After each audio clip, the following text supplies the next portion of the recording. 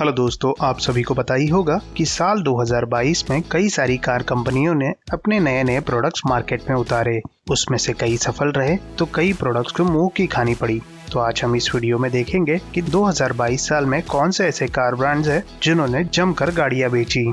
तो इसमें 15 नंबर पे आती है इसूजू कंपनी, जिसने 2021 साल में सिर्फ 501 गाड़ियां बेची थी। वह नंबर बढ़कर इस साल 677 हो चुका है, यानी ग्रोथ 35% की रही। और इस कंपनी के मार्केट शेयर की बात की जाए तो यह अभी गिरकर 0.01% हो चुका है। इस लिस्ट में 14वें नंबर पर आती है फोर्स मोटर्स, जिसके फोर्स गुरखा ने मार्केट में हलचल तो मचाई थी पर ज्यादा सेल्स कर नहीं पाई। 2021 में फोर्स मोटर्स के सेल्स नंबर जहां पर 122 था, वह बढ़कर इस साल 830 तक चला गया, जिसकी वजह से फोर्स मोटर्स की ग्रोथ 580% तक चली गई और मार्केट शेयर में 0.02% की बढ़ोतरी देखी गई। सिट्रोन मोटर्स इस लिस्ट में 13वें नंबर पर आई है, जिसने 2021 साल में 624 गाड़ियां बेची थी, जो इस साल बढ़कर 6134 तक पहुंच गई, जो लगभग 883% की उछाल है और मार्केट शेयर 0.02 से बढ़कर 0.16% तक चला गया है। अगर सिट्रोन कंपनी नए प्रोडक्ट्स और लॉन्च करती है तो यह मार्केट शेयर और भी बढ़ सकता है। निसान कंपनी इस लिस्ट में 12वें नंबर पर आई है, जिसने पिछले साल अपनी मैग्नाइट की वजह से 40,000 का आंकड़ा छुआ था। वह इस साल गिरकर 35,107 पर आ गई है, जिससे उसकी ग्रोथ लगभग 13% से कम हो गई और मार्केट शेयर 1% से भी नीचे चला गया है।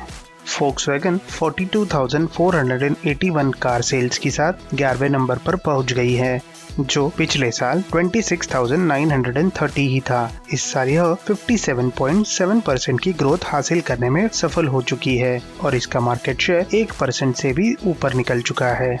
इस लिस्ट में 10वें पायदान पर MG मोटर्स आ चुकी है, जिसने पिछले साल की कंपैरिजन में लगभग 8,000 गाड़ियां ज्यादा बेचते हुए 48,063 गाड़ियों का सेल किया है, जिसकी वजह से वह 19.3% की ग्रोथ हासिल करने में सफल रही। पर अगर मार्केट शेयर की बात करें तो यह पिछले साल से 0.05% से कम हो चुका है। इस लिस्ट में 9वें नंबर पर स्कोडा कंपनी पहुंच चुकी है, जिसने इस साल 53,721 कार्स का सेल किया, जो साल 2021 में सिर्फ 23,858 ही था और इन आंकड़ों की वजह से स्कोडा 125% की ग्रोथ हासिल करने में कामयाब रही और यह अपना मार्केट शेयर भी एक साल में दुगना कर चुकी है। इस लिस्ट में 8वें पायदान पर रेनॉल्ट आ गई है, जिसके लिए यह साल कुछ खास नहीं रहा, जिसने साल 2021 में लगभग 96,000 गाड़ियां बेची थी। वह इस साल सिर्फ 81,042 कार्स ही बेच पाई। इसका मतलब रेनॉल्ट का ग्रोथ रेट 15% से और मार्केट शेयर 1% से कम हो चुका है।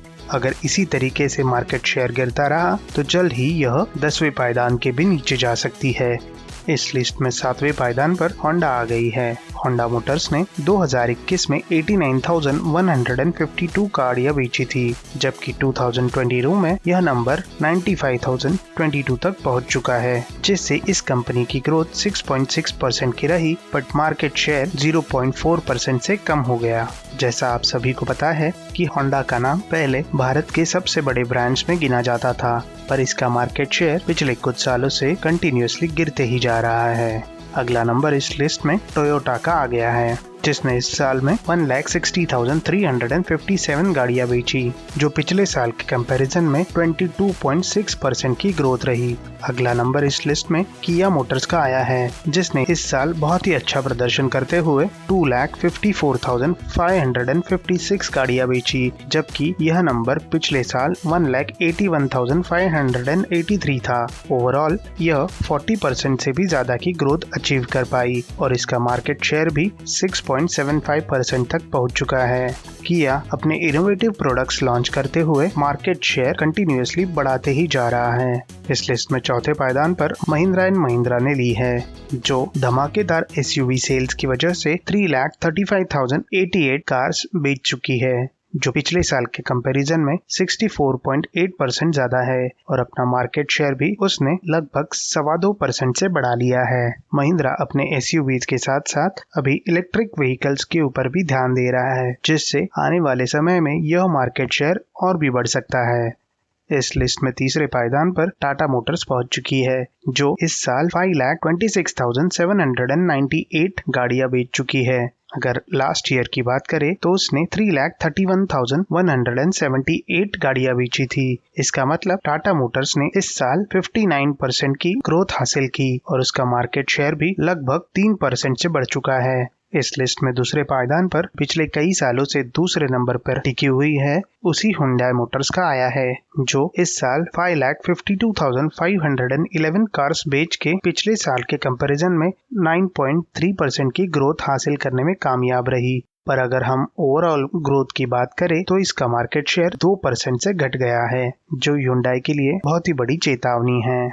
और इस लिस्ट पे भारत का सबसे बड़ा ब्रांड मारुति सुजुकी एक नंबर पर आ चुका है, जो पिछले कई सालों से इसी पोजीशन पर बना हुआ है। इस साल मारुति सुजुकी ने 15,76,025 कार्स बेची है, जो पिछले साल के कंपैरिजन में 15% ज्यादा है। पर अगर हम ओवरऑल मार्केट शेयर की बात करें तो इसका मार्केट शेयर लगभग 3% से कम हो चुका है और पिछले कई सालों से मारुति अपना मार्केट शेयर थोड़ा थोड़ा करके खोती जा रही है। अगर उसने अपनी स्ट्रैटेजी में कुछ बहुत बड़े बदलाव नहीं किए तो जल्द ही यह मार्केट शेयर टाटा और महिंद्रा जैसी गाड़ियां हासिल कर लेंगी। तो दोस्तों, आपको यह वीडियो कैसा लगा और आपके मुताबिक भारत का सबसे बड़ा कार ब्रांड कौन सा होना चाहिए, यह हमें कमेंट बॉक्स में जरूर बताएं।